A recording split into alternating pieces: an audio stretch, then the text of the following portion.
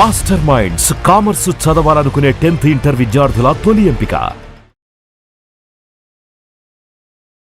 వెల్లి చాలా మంచిది, హార్ట్కు వెల్లుల్లి చాలా మంచిదని కొంతమంది నూనెలో వేసుకొని వెల్లిపాయ పొద్దున్నే తింటుంటారు, 1-2 వెల్లిపాయలు తింటుంటారు. అలాగే ఫుడ్లో కూడా వెల్లిపాయలు వేసుకుంటారు, వేరే ఐటమ్స్లో వెల్లిపాయలు వేసుకుంటారు. కొంచెం డైరెక్ట్గా వెళ్ళే తేనెలో కలుపుకొని కాచుకొని కూడా తింటుంటారు. వెల్లికి హార్ట్కి ఉన్న రిలేషన్ ఏంటి? నిజంగా అంత వెల్లి అంత ఉపయోగపడుతుంది అంటే యూజువల్గా ఈ వెల్లుల్లి అనేది కొలెస్ట్రాల్ తగ్గిస్తుంది, కానీ మరి ఎవిడెన్సెస్ ఏంటంటే ఈ కొలెస్ట్రాల్ తగ్గించడం వల్ల హార్ట్ బ్లాక్స్ ప్రివెంట్ చేయడం మీద అసలు ఏ స్టడీస్ లేవు. అందువల్ల ఏంటంటే నీకు వెల్లుల్లి దేనికి వచ్చింది, just keep the food more tasty, ఆ విధంగా చూడాలి. కొలెస్ట్రాల్ లెవెల్లో దానికి కొంచెం పోర్షన్ ఉంది కాబట్టి ఆ విధంగా చూడాలి తప్ప వెల్లుల్లి తినేసి పూర్తిగా మనం హార్ట్ బాగుంది అనుకోవడం అనేది భ్రమాది. సో గుండెని కాపాడటంలో, గుండె హెల్త్ దెబ్బతినకుండా ఉండటంలో కొలెస్ట్రాల్ ఒక్కటే కాదు కదా, ఇంకా చాలా ఉన్నాయి కదా రిలేటెడ్గా.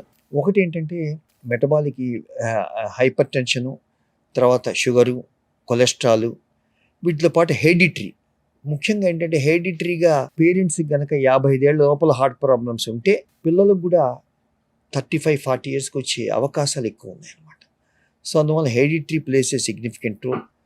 ఆ తర్వాత మోస్ట్ ఇంపార్టెంట్ స్మోకింగ్. ముఖ్యంగా స్మోకింగ్ కూడా యంగ్ హార్ట్ అటాక్స్కి ప్రధానమైన పాత్ర స్మోకింగ్, హెరిడిటరీ అనమాట. 30 ఏళ్ల లోపల యంగ్ అంటారు, వెరీ యంగ్ అంటారు, వాళ్ళలో ఈ రెండు చాలా మేజర్ రిస్క్ ఫ్యాక్టర్స్. మిడిల్ ఏజ్లో diabetes, hypertension, high cholesterol because of the environmental factors, excessive calorie intake వల్ల వచ్చేవి ప్రధానమైన పాత్ర. పెద్ద ఏజ్లో ముఖ్యంగా ఏంటంటే age related wear and tear phenomena వల్ల calcium accumulation, more than 70 years తర్వాత కాల్షియం బ్లాక్స్.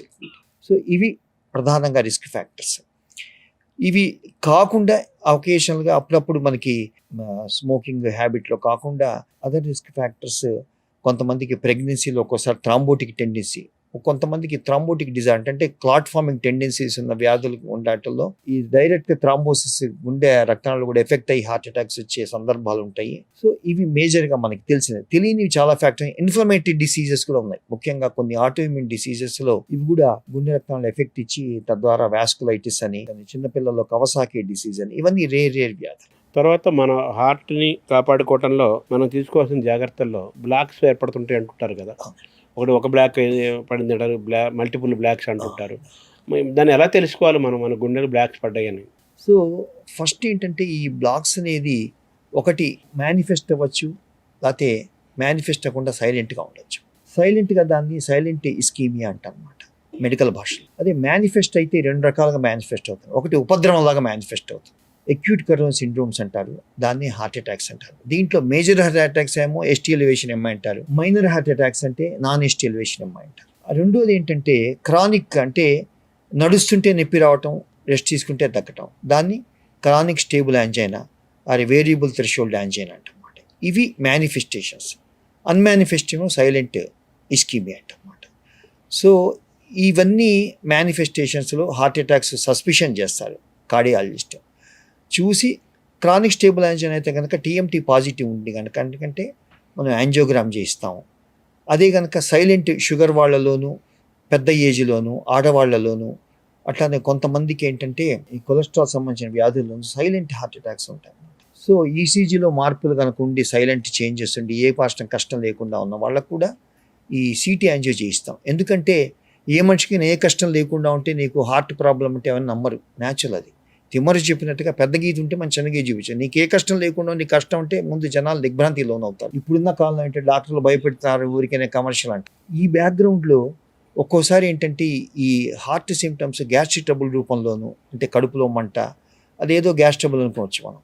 అట్లనే భుజాలు నొప్పి, ఆర్థోపెడిక్ ప్రాబ్లం ఉంటుంది. కొంతమంది వీపులో నొప్పి, అదేదో ఆర్థోపెడిక్ వీపు నొప్పి అనుకుంటారు. కొంతమంది గొంతు నొక్కి వేసుకుంటే ఏంటి ప్రాబ్లం అనుకుంటారు. కొంతమంది పంటి నొప్పి సందర్భాలు ఉంటాయి. కొంతమంది కాకుండా ఆయాసం వచ్చి లంగ్స్ డాక్టర్కి వెళ్తుంటారు. ఇన్ని పనోరమా ఆఫ్ ఎటిపికల్ అంటే వ్యాధి అంటే స్ట్రైట్గా వచ్చి ఉంటే గూట్లో గుడ్డు కూడా కనిపెడుతుంది, అది హార్ట్ అని. ఛాతి నొప్పి వచ్చి సడన్ గుంచి చెమటం పట్టి, కానీ ఒకసారి దావుడు మూతలాడుతూ వస్తుంది ఈ సిమ్టమ్స్తో.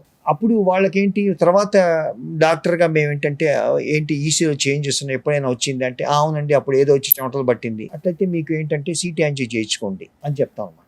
షుగర్ వాళ్ళలో థ్రెషోల్డ్ డీజ్లో చిన్న పావునైనా పెద్ద కర్తకుండా పాలసీ ఫాలో అవుతాం. అందులో షుగర్ వాళ్ళకి మాత్రం థ్రెషోల్డ్ ఉంది కాబట్టి మీరు యాంజియోగ్రామ్ చేయించుకోండి. ఈ angiogram is the gold standard. అట్లా సిటీ యాంజియో ఉందా లేదా, నార్మల్ గా ఉంటే కనుక ఆ నొప్పిని ఇగ్నోర్ చేయొచ్చు. It will confidently rules out the blocks. City angio as a screen test risk factors అందరూ వాళ్ళు ప్రతి 5 ఏళ్లకు ఒకసారి చేయించుకుంటూ, ఎందుకంటే 5 yearsకి రిస్క్ మారుతూ ఉంటుంది, హార్ట్ హెల్త్ని పదిలంగా ఉంచుకోవచ్చు. సపోజ్ యాంజైనా ఉండి టీఎంటీ పాజిటివ్ ఉందా, హార్ట్ అటాక్ ఉందా, ఇమ్మీడియట్గా యాంజియోగ్రామ్ చేసుకొని బ్లాక్స్ని ఐడెంటిఫై చేస్తాం అన్నమాట. So gold standard is angiogram to identify the blocks. అంటే మామూలుగా యాంజియోగ్రామ్ ద్వారా మీరు తెలుసుకుంటారు అంతే కదా ఎన్ని బ్లాక్స్ ఉన్నాయని. అంతే. ఎన్ని బ్లాక్స్ డేంజర్ అండి? ఇట్లా డేంజరు నాన్ డేంజర్ కాదండి. బేసిక్గా ఏంటంటే నీకు మేనేజ్మెంట్ అనమాట. బ్లాక్స్లో మైల్డ్ బ్లాక్స్ అంటే లెస్ దాన్ 50%, అవి మందులతో కరిగిపోతాయి. అట్లానే 50 to 60% ఆర్ 70% కాదు బార్డర్ లైన్ బ్లాక్స్. ఈ బార్డర్ లైన్ బ్లాక్స్ అవి హార్ట్ అటాక్స్ దారితీస్తాయా, అది తగ్గిపోతాయి అనేది FFR అని ఒక టెస్ట్ చేసి ఆ జ్యోతిష్యం చెప్తుంది. సో పాజిటివ్ ఉంటే కనుక యాంజియోప్లాస్టీ చేస్తే వాళ్ళకి ఫ్యూచర్లో రావు. నెగిటివ్ ఉందంటే కాన్ఫిడెంట్ గా మనం మందులతో కరిగించవచ్చు అన్నమాట. మోర్ దాన్ 70-75% టైట్ బ్లాక్స్ అంటారు. అంటే వాటి మీద క్లాట్ ఫార్మింగ్ టెండెన్సీ ఎక్కువ ఉంటాం అనేది ఉండే అవకాశం ఉందన్నమాట. అలాంటి వాళ్ళని మాత్రం బెలూన్ ట్రీట్మెంట్ చేసి యాంజియోప్లాస్టీ స్టెంట్ వేస్తాం. ఇందుట్లో మళ్ళీ సింపుల్ బ్లాక్స్, కాంప్లెక్స్ బ్లాక్స్ అంటారు. సింపుల్ బ్లాక్స్ ఒక దాంట్లో ఉన్న, రెండిట్లో ఉన్న, మూడిట్లో ఉంటే కనుక మల్టీవెసల్ యాంజియోప్లాస్టీ ద్వారా మనకి కంట్రోల్ చేసుకోవచ్చు స్టెంటింగ్ చేసి. అదే కనుక కాంప్లెక్స్ బ్లాక్స్ అంటే కాల్షియం డిపాజిట్ బ్లాక్స్, అట్లనే బైఫర్కేషన్ జంక్షన్ బ్లాక్స్, అట్లనే క్రానిక్ టోటల్ అక్లూజన్స్ అంటారు. ఇది అట్లా left main blocks, long segment blocks, graft లో వచ్చే బ్లాక్స్, ఇవన్నీ కాంప్లెక్స్ బ్లాక్స్ అంటారు. ఈ కాంప్లెక్సిటీ ఎక్కువయ్యే కొద్దీ లెఫ్ట్ మెయిన్ నుండి surgery is better than the angioplasty, multivessel angioplasty. అలా కాకుండా లెఫ్ట్ మెయిన్ ఎఫెక్ట్ అవ్వకుండా మిగతా మూట్లో బ్లాక్స్ ఉన్నంత కాలం స్టిల్ మల్టీవెసల్ యాంజియోప్లాస్టీ. ఇప్పుడున్న కొత్త సాధనాలు వస్తాయి, కాల్షియం తీసేసే సాధనాలు, కాల్షియం బ్లాక్స్ మేనేజ్ చేయొచ్చు ఆపరేషన్ లేకుండా. అట్లనే బైఫర్కేషన్ స్ట్రాటజీస్ వచ్చినాయి, బైఫర్కేషన్ బ్లాక్స్ మేనేజ్ చేయొచ్చు. క్రానిక్ టోటల్ బ్లాక్స్ మేము జపనీస్ వాళ్ళతో associate, Indo Japanese CTO club అని. సో జపనీస్ వాళ్ళతో ఉండే ఆ హార్డ్వేర్ తో CTOs కూడా ఓపెన్ చేయొచ్చు. సో ఆ విధంగా కాంప్లెక్స్ బ్లాక్స్ కూడా ఇప్పుడు కార్డియాలజిస్ట్ పర్వ్యూలో చేస్తాం. కానీ ఎంత కాదనుకుందా అంటే మల్టిపుల్ అంటే సపోజ్ 5-6 కాంప్లెక్స్ అనుకోండి, సర్జరీ ఈజ్ బెటర్. అందువల్ల ఆ కార్డియాలజిస్ట్ డిస్క్రిమినేషన్ మీద మనకి పేషెంట్ యొక్క ఫైనాన్సెస్, పేషెంట్ యొక్క complexity of the blocks, associated problems, lung, liver, kidney supportive problems బట్టి డెసిషన్ మేకింగ్ సర్జరీ ఈజ్ బెటరా, multi angioplasty is equally effective అనే దాన్ని బట్టి మనం పేషెంట్కి అడ్వైజ్ చేయాలి. స్టెంట్కి దానికి తేడా ఏంటి సార్? స్టెంట్ అనేది ఫండమెంటల్గా ఈ బెలూన్ సంబంధించిన యాంజియోప్లాస్టీ రక్తనాళాన్ని రిపేర్ చేసి, ఈ మన రక్తనాళాలు బేసిక్గా ఏంటంటే ఇలాస్టిక్, ఓపెన్ చేయగానే మళ్ళీ బెలూన్ తోడగానే మళ్ళీ కొలాప్స్ అవుతాయి. ఈ కొలాప్స్ అవ్వకుండా స్టెంట్ అనేది మనకి కెఫోల్డ్లా పనిచేస్తుంది. అప్పుడు వాస్కులర్ హీలింగ్ అయ్యి it becomes part of the. So native వెసల్ని రిపేర్ చేయటం యాంజియోప్లాస్టీ స్టెంట్లో పార్ట్. వేరే బైపాస్ గ్రాఫ్ట్ ఏంటంటే బైపాస్ రోడ్ వేసినట్టు అనమాట. రక్తం డ్యామేజ్ అవుతే దాన్ని డ్యామేజ్ అయిన రక్తాన్ని బైపాస్ చేస్తూ కొత్త రోడ్ వేయటం.